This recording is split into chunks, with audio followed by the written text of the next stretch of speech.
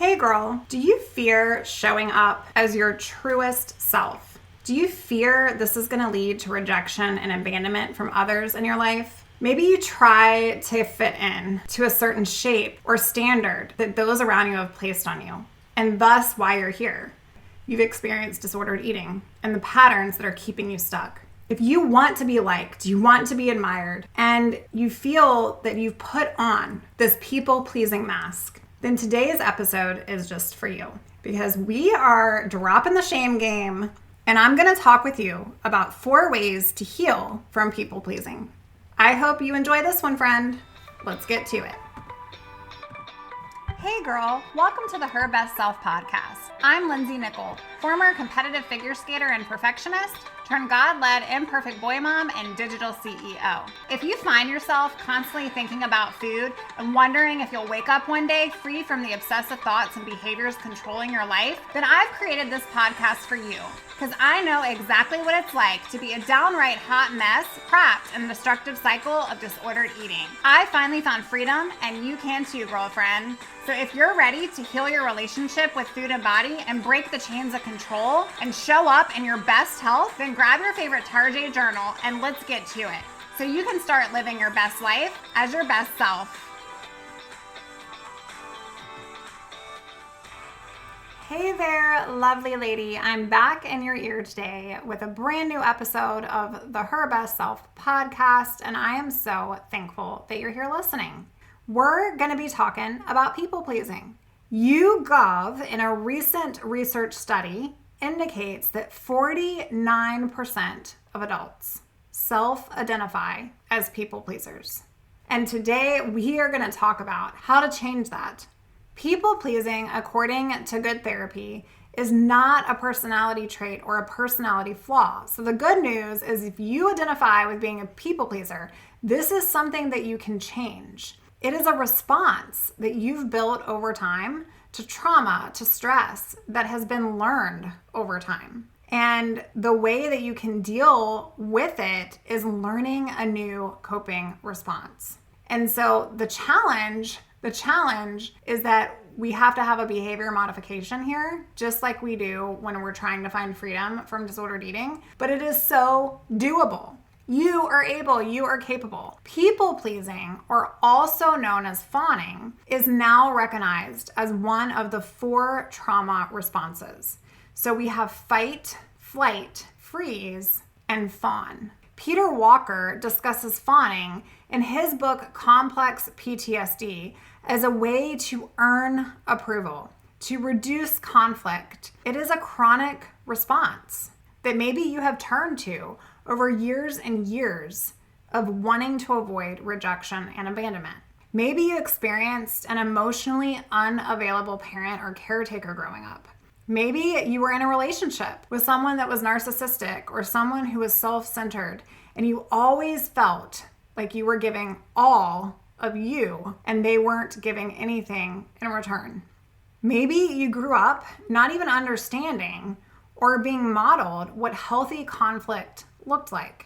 I know this was true in my own family. When my parents would get in an argument, I don't think I ever heard them argue.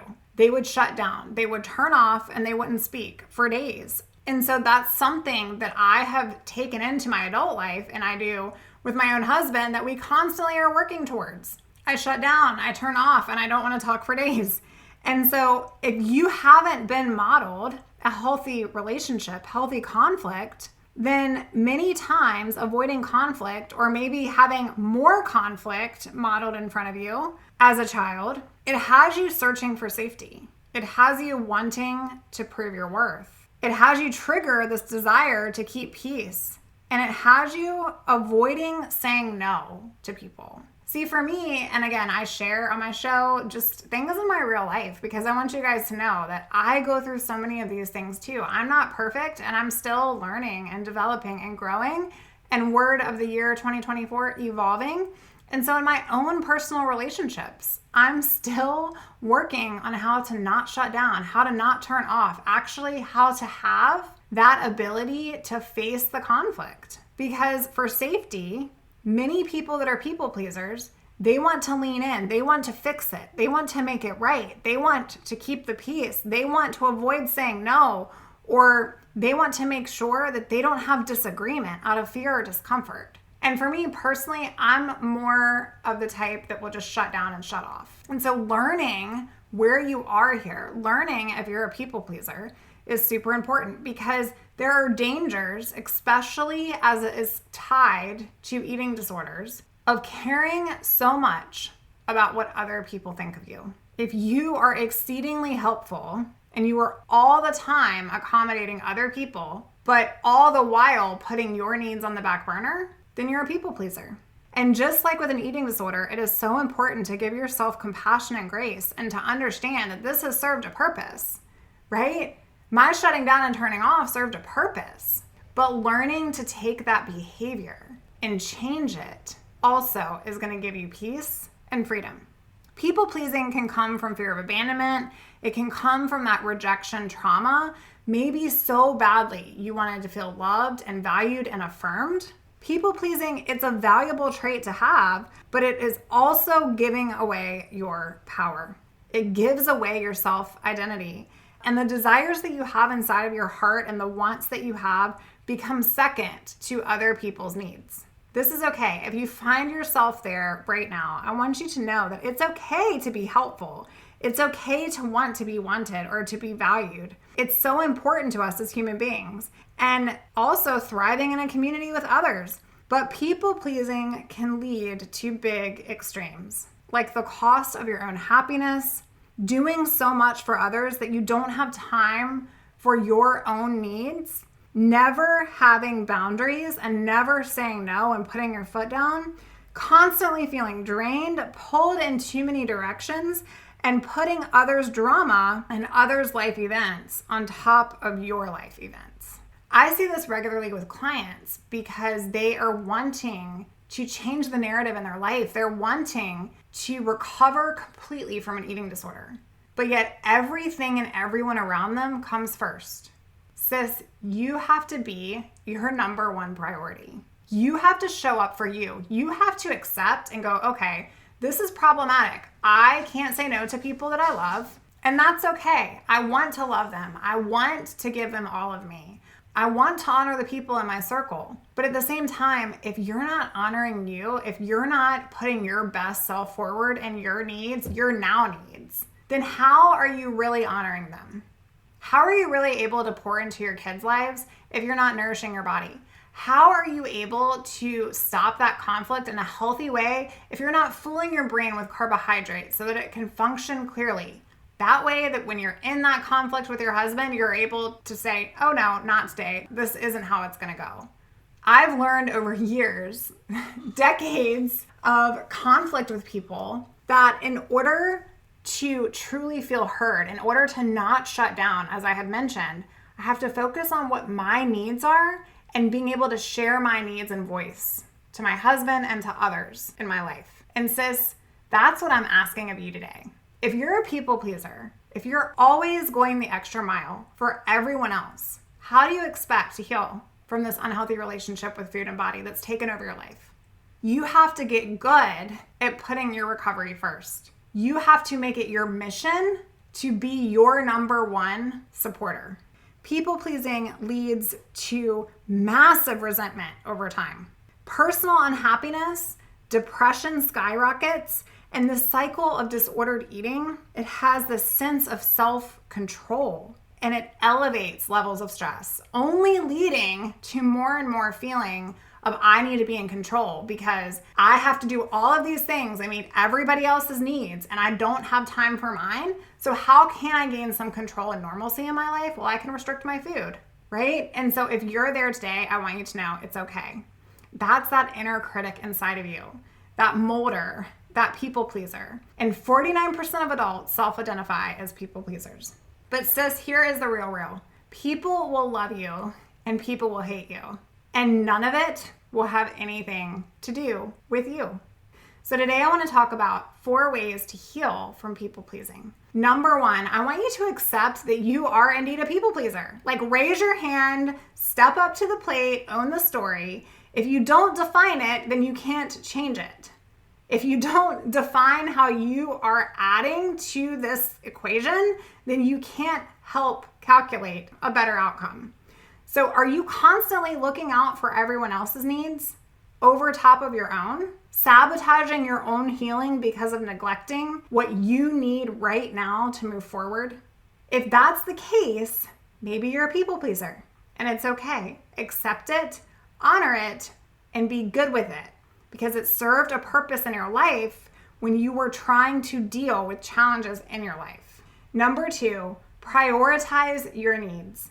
You are number 1. There is no one else on the planet that is you. And recovery has to be your number 1.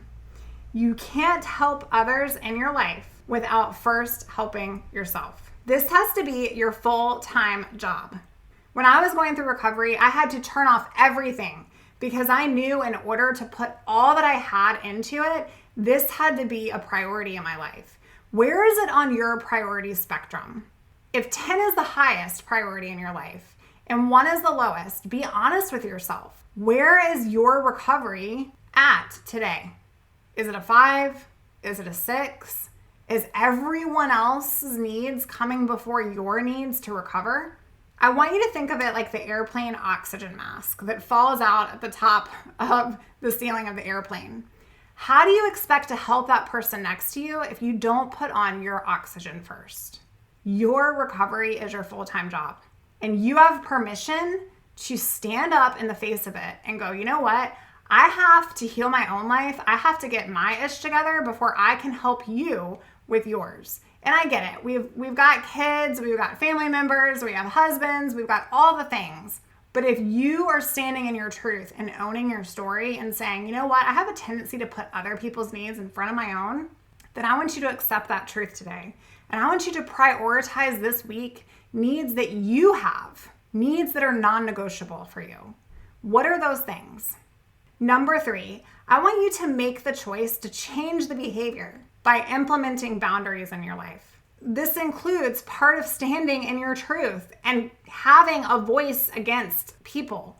The problem with people pleasing is we want to be liked so much that when we are in a conflict, we just say yes or okay or sure, I can do that for you. But communicating your needs, your priorities, saying no or saying I will have to check my schedule or providing a different solution, it's actually teaching others to respect your boundaries. And sis, that's important. But you know what's even more important is it's teaching you how to respect your boundaries. And that, my friend, is life-changing. And last but not least, number 4, I want you to let go of the desire to be liked. It's all an illusion anyway. Knowing who you are and what you want helps because you aren't easily manipulated into adopting someone else's beliefs of you. You are not designed for everyone to like you. You're just not. You weren't put here for everyone to like you. Not everyone is going to be your number 1 fan. And that's okay. People pleasing is rooted in fear, and it's focused on earning love. But sweet friend, you have nothing to prove. Genuine love casts out fear. Because people are going to love you and people are going to hate you, and it's going to have nothing to do with you. But what I can tell you is your greatest strength, your greatest victory, being able to overcome and feel that empowerment from what recovery looks like on the other side of combating and conquering an eating disorder, no one can take that from you. No one can take that from you. And when you get that level of strength, instead of worrying about how many calories you can eat or what number the scale says, you will be able to show up for people in your life like you never have been able to before. Sis, I believe in you, and I know that if you're a people pleaser, you have exactly the ingredients inside of you right now to unlearn these patterns. So go out this week and look for ways where you can honor and accept that this is where you are in your process of recovery and where you can put your needs first. What are the top 3 things that I need right now to prove to myself that I'm doing the next right thing forward? And then communicate that. Communicate that to the people in your life that you love. Hey, When you talk about weight about other people, when you talk about calories, when you talk about my recovery, when you do XYZ, it really triggers me. And you know what? Right now, I'm making a choice to put my needs and priorities first. And so I want you here to help support that. And I love you and I cherish you and I value you. But in order to be able to put my recovery first, I have to make sure that I'm respecting my recovery. And that might mean that I can't take you here and I can't go there and do this for you tomorrow because I have to have a solid hour to get in my meal so that I'm honoring and nourishing my body. Whatever that looks like for you, set that boundary, communicate it with those in your circle, and let go of the desire to be liked because it's all an illusion anyways. Sis, thanks for hanging out with me today. I absolutely want to give you a virtual hug and wrap my arms around you because I believe that your recovery is so very near if you just start believing in it too. If you're looking for support and one-on-one help to push through, to hold you accountable, and to help you show up for you while prioritizing your needs and putting off the people-pleasing, then I want you to go on out to herbestself.co.